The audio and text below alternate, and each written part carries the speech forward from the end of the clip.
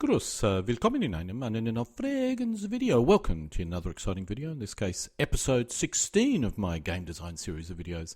In this video I'll be providing a brief overview of Ancient's big battle scale rules. This is my second version of my Ancient video series. The main difference is I've broken them up by scale. To keep these videos to a more manageable size, I've divided them by the size of battle a player could be expected to play in a day and come home at a reasonable time. These videos break up rules based on the size of an army a player could be expected to command for a game of, let's say, 2 to 4 hours. The classifications I'll use is skirmish battles, rules which cover skirmish or warband size conflicts; small battles, rules which can support smaller battles, about 4,000 per side; medium-sized battles, rules which can support most classical battles but not the largest, about 12,500 per side; any historical battle, rules which can support a scale, which can support battles up to the size of Kane, or if the rules support a variable scale, which can support battles of this size. In this video I'll be covering large size battles, allowing a player to refight any ancient battle. A typical army size would be more than 25,000 men, up to the battle as large as Kane. In order to complete a game in a reasonable time period, each side should really consist of no more than 50 elements. At an element scale of 500 to 1,000 men per infantry element, this means a player can command an ancient army of 25,000 to 50,000 each, and can play a game which will last about 2 to 4 hours. Larger forces can be commanded, but this requires more time to complete a game. This scale falls outside what most ancient gamers would consider as normal, and as a result many of the rules in this video come from rather unusual sources. SPI Pre-Stag is not a set of figure gaming rules, but I've included them as I did use these rules with figures and hexes back in the 1970s and 1980s.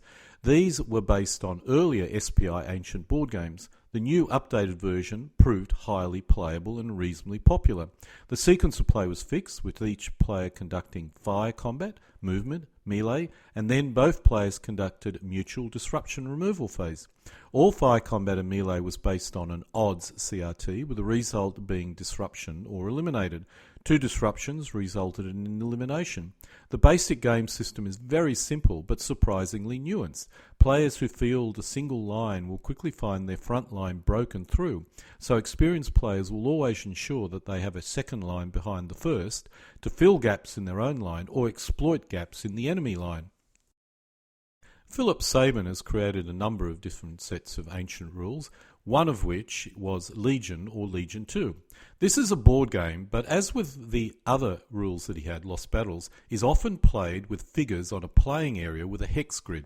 This is a more advanced and detailed version of, let's say, Lost Battle, and it's on a hex, and because it's on a hex grid, offers more maneuvering opportunity for each player. It's quite detailed, it's extremely historically accurate based on what we know about ancient battles, and it gives you a reasonably good game. The only downside, of course, is you do need a hex grid. Philip Sabin's Lost Battle is another attempt at allowing players to refight an entire battle. It's originally packaged as a board game, but players will often use a traditional figure gaming playing area and figures. This game is played on a grid, 5 wide, 4 deep. Basically 20 squares. Players normally use 30 centimetre square tiles and units of varying sizes to represent veteran, trained and levy troops. This is a highly regulated game system using historical scenarios. Movement is highly restrictive and the combat system is based on units moving into a square occupied by an enemy force. It uses a D6 and is very command focused, with commanders having a major impact on gameplay. These are great rules, but are focused more for the historian than a pure gamer. Saying that, the play is a lot of fun and reasonably quick. I normally complete a historical battle in 4 hours with a clear result. To the strongest, like Lost Battle, is a game played on a grid of squares. But unlike Lost Battles, it does not use dice. Instead it uses cards. As with Lost Battles or other grid-based World War II rules, it's possible to make the grids almost invisible, which removes their biggest negative. The card-based system is more unusual, as it uses standard playing cards. The combat system uses a simple mechanic. Basically, the attacking player draws a card to try to score hits on the opponent. Normally a 6 pip card is required, and if a hit is scored, the defending player attempts to save by drawing a card that has to be equal to or higher than its saving factor. Several modifying factors do apply when you calculate the saving factor. If it survives the attack, it may then battle back, and the combat proceeds. If it fails, it'll either become disordered or lost, depending on unit type and its overall situation, basically whether it's already disordered or not. So, there is no wounds per se in this games, although markers will be needed to indicate disorder. I feel these rules fully fall in the DBA zone of gaming, abstract, short, fun games. I suspect this reprint may have come out to take advantage of the upgrade to DBA 3. The issue with forcing players to buy new rules is that they may not buy your rules, and it looks like this may have worked in this case, as To the Strongest is moderately popular in places like the US. I do not possess a copy of Meg or Mortem et Gloriam, so I'll use comments from other gamers. In this case, the gamer is Leger. Mortem et Gloriam is okay. Not great, but not bad. If you're familiar with FOG, aside from the alternate activations, I find Meg to be another flavour of FOG, but using discs or cards to activate units. Things I'm not keen on concerning Meg are the following. Meg is unit-based, and at the Magna level, I never find there are many units on the table, 8 to 10 max. As such, it feels more like playing a section of battle rather than the whole battle. Next is the card disc activation system can be gamed to a degree where, if you happen to draw a few reds and yellows and don't yet need them, you can effectively hamper your opponent's command and control ability to a degree by hanging on to these cards, reducing the chances even further of your opponent never being able to draw them. Note, I don't really consider this as an issue, but it is a gamey thing which may annoy some people. The activation movement mechanism can result in some rather dubious results and tactics, such as saving a cavalry unit, moving it last with a double move, then going first in the next turn and charging a unit of archers with it, with the archers not having a chance to get a shot off. Note, once again, I don't consider this a major issue. In an abstract system, you have to expect some unusual tactics such as this. My conclusion is these are rules focused on the simple and quick play end of the market. Not as simple as DBA, but simpler than ADLG. It uses cards, which I originally never liked, but I've become a fan of cards these days, as long as the cards are well designed. These are well worth looking at if you're new to the hobby. Experienced players may find it too simple or abstract, but one big advantage of these rules is, in theory, you can reproduce pretty much any historical battle out there. P17CW is a conversion of the old SPI pre-stag rules into a hexless figure gaming format. Version 2.1 specifically uses the DBMM troop types and army lists, specifically either 200-point armies for games of 2 to 4 hours and 400-point armies for games of 4 to 6 hours. The game system is identical to pre-stags and as such is focused on quick gameplay, which does result in some abstraction. Using the DBMM troop types or army lists does add significant historical flavour and allows you to use DBMM troops.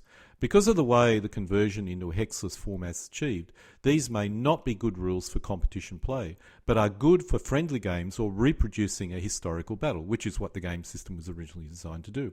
The original pre-stag was focused on reproducing historical games, with P17CW's main focus being ad hoc games using an ad hoc card-based scenario generating system. I personally find these rules good because they're easy to learn and the rules are very simple, allowing me to get new players involved in the hobby. A new player can basically look at their army and within 1 or 2 game turns pretty much know 99% of the entire game system, and they can continue to go and play to either victory or defeat based on their own initiative.